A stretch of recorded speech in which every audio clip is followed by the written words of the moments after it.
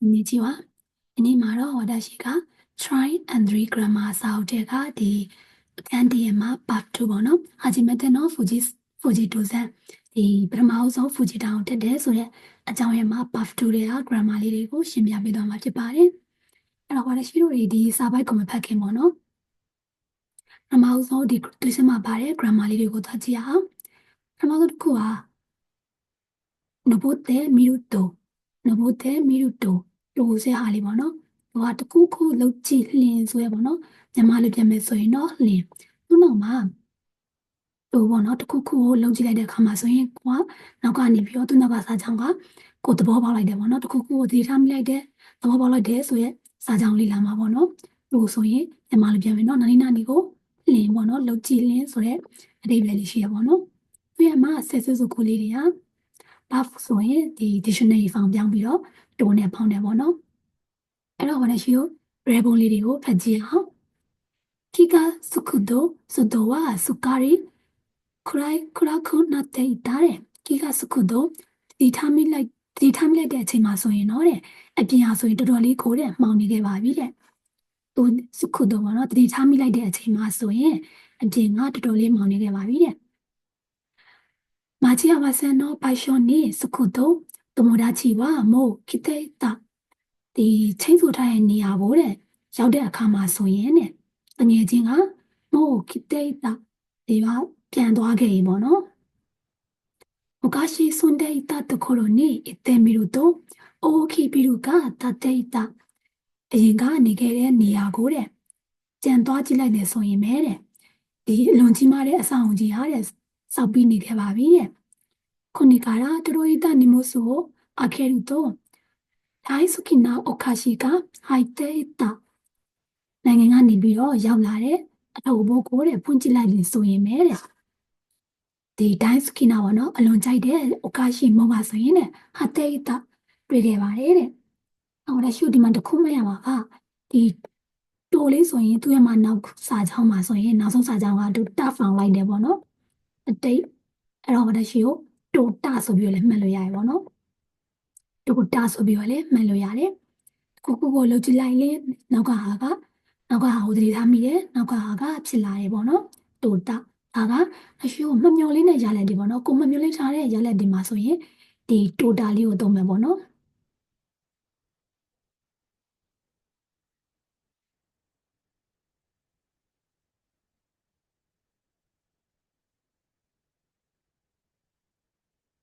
ပြီးတော့နောက်တစ်ခုပေါ့နော်နောက် grammar လေးကကြတော့ဟိုတို့ကကြတော့လောက်ပေါ့နော်လောက်မြန်မာလိုဆိုရင်တစ်ခုခုလောက်လိုမျိုးပေါ့နော်လိုမျိုးလောက်လိုမျိုးနိုင်ရှင်နာအမမဟုတ်ဥမာပေးရပါတော့ဟိုတို့ကိုကူလောက်တစ်ခုခုလိုမျိုးဥမာပေးရပါတော့အဲ့တော့သူရဲ့မှာဆက်စုကိုတွေက buff ဆိုရင် dictionary ဖောင်နိုင်ဖောင် adjective နာ adjective noun အပေါင်းဟိုတို့ပေါ့နော်ဟိုတို့အဲ့တော့လည်းရှိလို့လေ example စာကြောင်းလေးတွေကိုဖတ်ကြည့်မယ်ဦးကြီးစံနေနို့တဲ့オリテキタトキはもう一歩もで歩けないほど疲れていたဒီဖူဂျီဆန်ကိုတက်ပြီးနောက်မှာဆိုရင်တဲ့オリテキタトキはတဲ့ဒီပြန်ဆင်းလာတဲ့အချိန်မှာဆိုရင်တဲ့နောက်ထပ်ပေါ့နော်မို့一歩もချစ်တလဲလေးတောင်မှ歩けないほど疲れたဒီလမ်းမလျှောက်နိုင်လောက်အောင်ပေါ့နော်လမ်းမလျှောက်နိုင်လောက်အောင်ပြန်မှန်းခဲ့ပါတယ်တဲ့あの札子は両親も間違えるほどよく似ているဒီ札子ဆိုအမွာပေါ့နော်အဲ့ဒီအမွာကတဲ့မိဘတွေတောင်မှ間違えるほどမှားရလောက်အောင်ဒီကိုတဲ့よく似ているတဲ့တော်တော်လေးတူပါရဲ့တဲ့နာမဆိုは猫の手も借りたいほど忙しくなるတဲ့နာမဆိုဆိုတာနှစ်ကုံပေါ့နော်နှစ်ကုံမှာဆိုရင်တဲ့ဒီကြောင်ရွက်မှလက်ကိုငားချင်ရလောက်အောင်တောင်းမဲတဲ့တော်တော်လေးအလုပ်ရှုပ်ပါရဲ့တဲ့ဒီမှာဆိုရင်私ကို猫の手も借りたいほどကြောင်ရွက်မှလက်ကိုငားချင်လောက်အောင်လို့မျိုးဆိုတာကတကယ်私ကိုငှားလို့မရအောင်လေဟုတ်တယ်မလားကြောင်ရွက်လက်ကိုဘယ်လိုလုပ်ငှားလို့ရမှာတော့ဒါဆိုတကယ်မဟုတ်တဲ့ဥပမာတွေကိုပေးခြင်းတဲ့အခါမျိုးမှာဆိုလဲသုံးတယ်ပေါ့နော်အလွန်ကျူပေါ့ညီမလေးဆိုရင်ဒါအတိတ်တရားဝတ္တိလင်္ကာပေါ့နော်အလွန်ကျူကိုပဲ ဥမာပေးတဲ့အခါမှာဆိုရင်လည်းဟိုတို့ကိုသုံးပါမယ်ランチタイムのレストランは目が回るほど忙しい。ランチタイムဆိုတာက lunch time ပေါ့နော်။နေ့လည်စာရဲ့မှာတဲ့ဒီစားတော့ဆိုင်ရဆိုရင်တဲ့ညလုံးကမိုးဝင်မှာဝါလို့မဲကမှာဝါလို့ဆိုတာကဒီညလုံးကမိုးဝေတာပေါ့ကွာ။私ကအနီမေလေးမှာဆိုတွေ့ရတယ်လေ။ဒီညလုံးလေးကလည်းအဲ့လိုမျိုးလေးလေ။ညလုံးလေးကဒီလိုမျိုးလေးမှာဝါလို့ဆိုရင်ဒါသူ့ရဲ့မှာ character ကဒီမိုးနောက်သွားရဲဆိုတဲ့ပုံစံမျိုးလေးလေ။ညလုံးကားတဲ့မိုးဝေလောက်တဲ့ဒီအစိုးရရှိပေါ့နော်အလုပ်ရှုပ်ပါတယ်တဲ့今週中にやらなければならない仕事が山ほどあるဒီဘက်အတွင်းနဲ့မပြီးရင်မဖြစ်တဲ့အလုပ်တွေဟာတဲ့တောင်လိုမျိုးပဲပုံရမဟုတ်တော့အဲ့လိုတောင်လိုမျိုးပဲရှိပါတယ်တဲ့တာမိုရမှုပေါ့နော်တောင်လိုက်ရှိတယ်ဒီတော့တောင်လိုမျိုးလားဆိုတော့မဟုတ်ဘူးပေါ့နော်ဒါဟိုတင်စားပြီးတော့ပြောလိုက်တာပေါ့အဲ့တော့ဟိုလိုဆိုတာကလောက်လိုမျိုးတစ်ခုခုကိုအလုံးဝကျူးဥပမာပေးတဲ့အခါမျိုးမှာဆိုရင်သုံးပါတယ်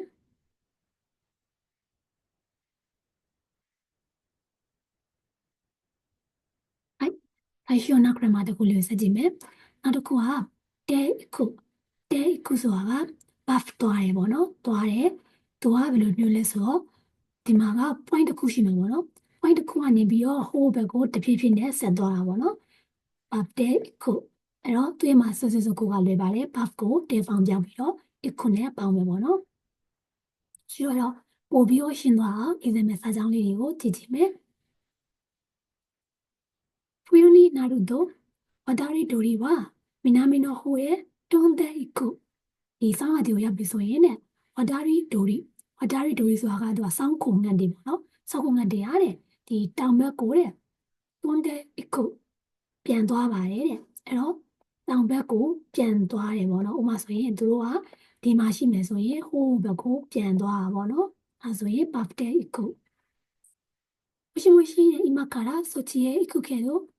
何か買っていこうかမရှိဆိုဟယ်လိုပေါ့နော်ဒါသူတို့အုံနဲ့စကားပြောရင်ပေါ့အခုကနေပြီးတော့ဟိုပြီးတော့သွားမလို့ပေါ့နော်ဟိုသွားမလို့တဲ့ခုများဝယ်ခဲ့ပေးရမလားတဲ့じゃあဒါဆိုရင်တော့ဂျူးစု買ってきてဝယ်လာခဲ့ပေးပါတဲ့ဂျူးစု買ってきてဒီအေးပေါ့နော်အေးဝယ်လာခဲ့ပေးပါတဲ့ဒီမှာဆိုရင်私をအခုကဒီအခုကို私をဖောင်ပြောင်းတာပေါ့နော်အခုကဝယ်လာခဲ့ပေးရမလား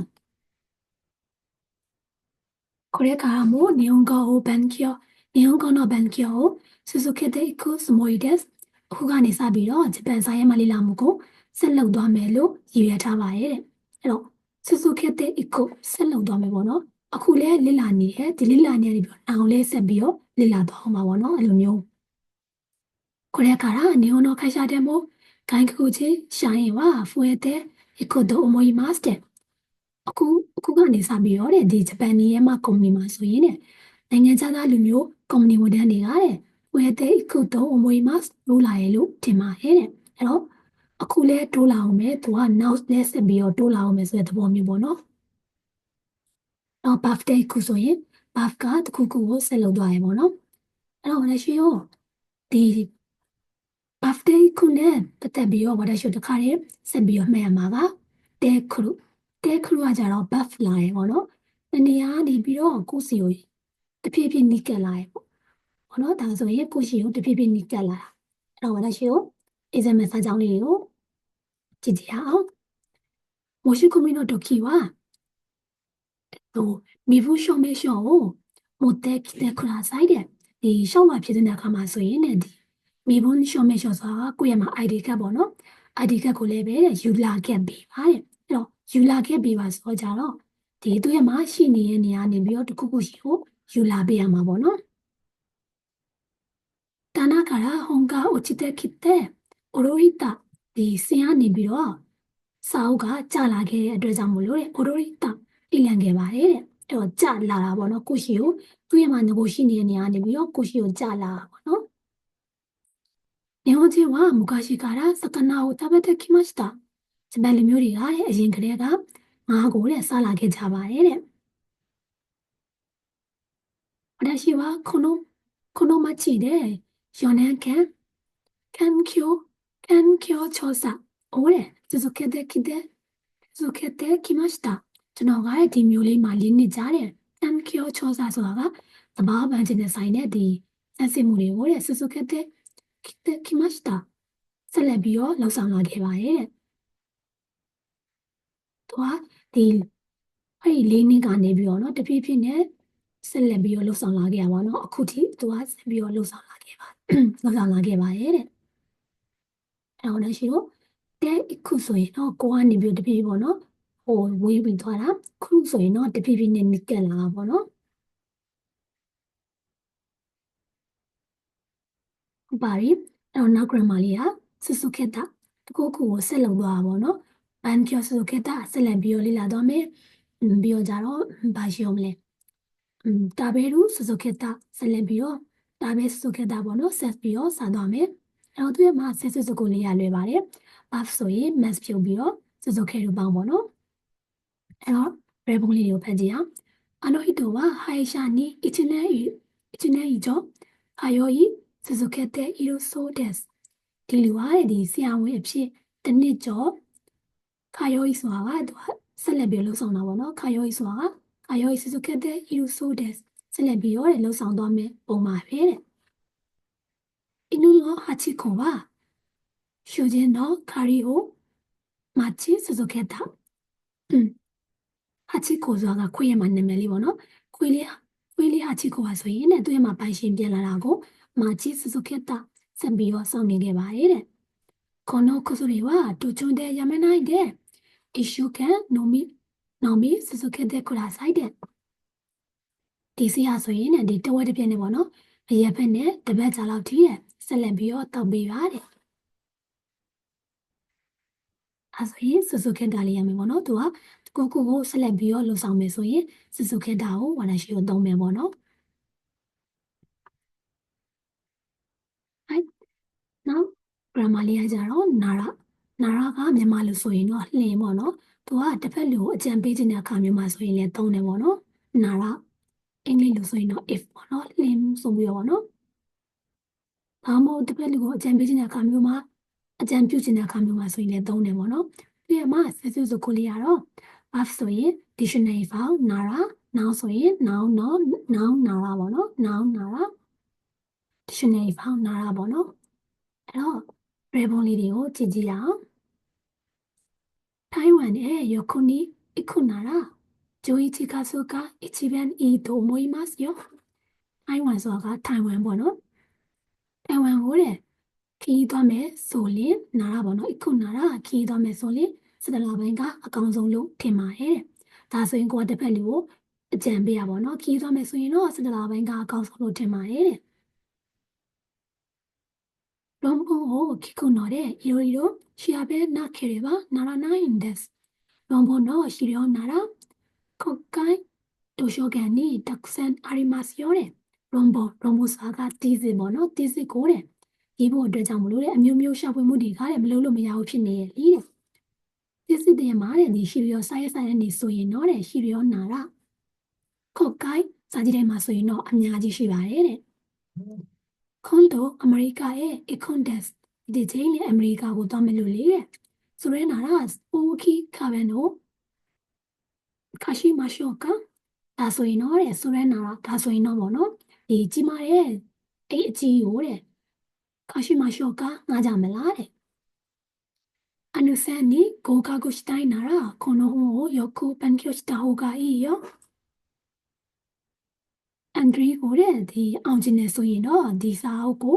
ဒီချာချာလေးလီလာကကောင်းတယ်လေတဲ့ဒါဆိုရင်နာရာဆိုရင်တစ်ဖက်လူကိုအကြံပေးတာပေါ့နော်ဟဲ့ဒီလို grammar လေးပြီးပြီဆိုတော့ဒီမှာအပေါ်ဆုံးကစာပိုင်လေးကိုဖတ်ကြည့်အောင်ပေါ့နော်သူကလက်ရှိဒီ perform မှပါတယ်သူ့မှာ diary လေးမှာအဆက်ပေါ့နော်အဲ့တော့ဖတ်ကြည့်မယ်私をဖြည်းဖြည်းချင်းဖတ်ကြည့်မယ်ပေါ့နော်でも登ってみると本当に大変だったဒါပေမဲ့လို့လေတဲ့တကယ်တက်ကြည့်ရခါမှာဆိုရင်တော့本当に大変だったတော်တော်လေးကိုပင်ပန်းခဲ့ပါတယ်တဲ့အဲဆိုရင်တို့ပေါ့နော်လင်းတို့တာပေါ့နော်သူကမျောလင်းထားရက်လိုက်ပေါ့နော်သူကပင်ပန်းမယ်လို့မထင်ခဲ့ပေမဲ့တကယ်မှာတော့ပင်ပန်းခဲ့တယ်ပေါ့途中途で立っているのも辛いほど足が重くなった。で、ဝတ်တစ်ပြက်မှာပဲရက်ပြီးတော့ပေါ့နော်။立っているのもတဲ့ဒီရက်ကြည့်လိုက်ရင်ဆိုရင်ပဲတဲ့辛いほど足が重くなった。ပြင်မဲ့လောက်အောင်ပဲတဲ့ဒီ6ကပေါ့နော်လေးလံလာခဲ့ပါတယ်တဲ့။ဟိုလိုမျိုးပေါ့နော်တကယ်မဟုတ်ဘူးဒါပေမဲ့တင်စားပြီးပြောပါပေါ့နော်။もうやめたいと思ったが前を見るとどんどん登っていくリンさんが見えた。တော်ပါပြီမလို့ချင်ဘူးလို့တွေ့လိုက်ပြီမယ်လို့လေရှေ့ကိုကြည့်လိုက်တဲ့အခါမှာဆိုရင်တဲ့အဖြစ်အဖြစ်နဲ့ပေါ့နော်登っていくတက်ပြီးတော့သွားနေတယ်တဲ့ရင်းဆန်က見えたရင်းဆန်ကိုတဲ့မြင်ခဲ့ရပါတယ်တဲ့ရင်းဆန်က頑張っているのに諦めるのはクラシから私も登り続けたဒီရင်းဆန်ဆိုရင်လည်းစူးစမ်းပြီးတော့ပေါ့နော်စူးစမ်းနေရလေးရဲ့တဲ့အခီရာမဲရူနော်ဝဒီအရှုံးပြရမယ်ဆိုရင်တော့တဲ့ခရရှိခါရသူခံပြင်းတယ်ပေါ့နော်သူဒါမဲ့ရင်းဆန်မဲ့တက်နေရကိုသူကအရှုံးပြရမယ်ဆိုရင်တော့ခရရှိခါရဒီသူခံပြင်းတဲ့အတွက်ကြောင့်မလို့တဲ့ဝဒါရှိမို့နိုဘိုရီဆူဆူခက်တာကျွန်တော်လည်းပဲဆက်လက်ပြီးတက်ခဲ့ပါတယ်တဲ့အတူတဲ့ခီတာら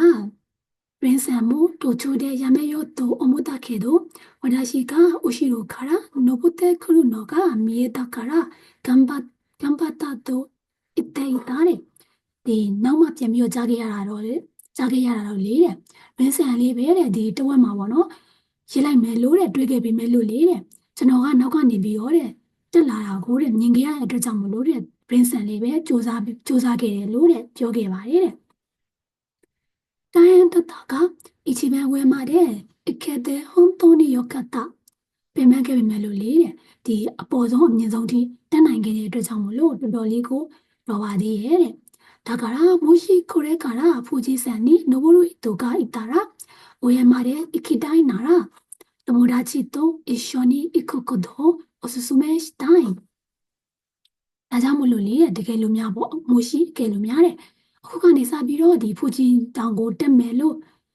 တက်မဲ့လူကရှိမယ်ဆိုရင်တဲ့ဒီအပေါ်ထိ